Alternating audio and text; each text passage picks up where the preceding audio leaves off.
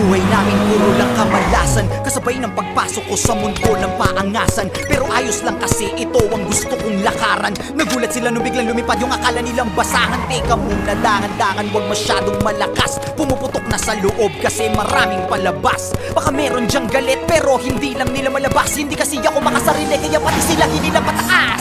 Teka, ang dami nagbago, ugali pati na mukha mo. Ganyan na ba yung mga dapat gawin para mahalin ng mga tao? Sa bagay sanay ka naman, no respeto daw kahit pa ba. No, kung gusto nyo ng respeto, tanungin nyo na sila kung magkano. Huwag magpapakapekto, kala mo perfecto. Lalo pag nagsalita na yung mga yang kala mo walang depekto. Samantalang ako ginawa ko lang lahat ng ito ng puro diretsyo. Habang ikaw kailangan may siraan ka para lang makaasenso. Para ka lang chismosong ginawan na lahat ng kwento. Isa kang kupal na manunulat, ya puro ka lang invento. Tinapakan, inangasan, sinabihang umalis na lang ako rito. Nilabanan, hinayaan, kaya ngayon ako na ang paborito.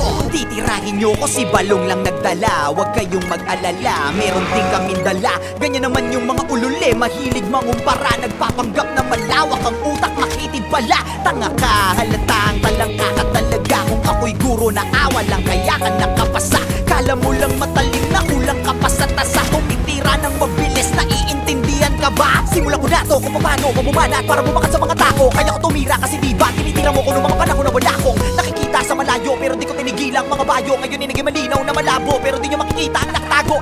Kala mo yun na di patapos, mga tira na di ako di patapon. Nakapila ka di ba, halika ngayon para malaman nila yung kuting sa leon. O siya, sige na, malakas ka na nun. Dapat alam mo na yung panahon, samantalang ako isa na'y mabaon. At alam ko na rin bumalik pa ako. Gusto kong magpahinga sa industriya na parang ang hirap ng huminga.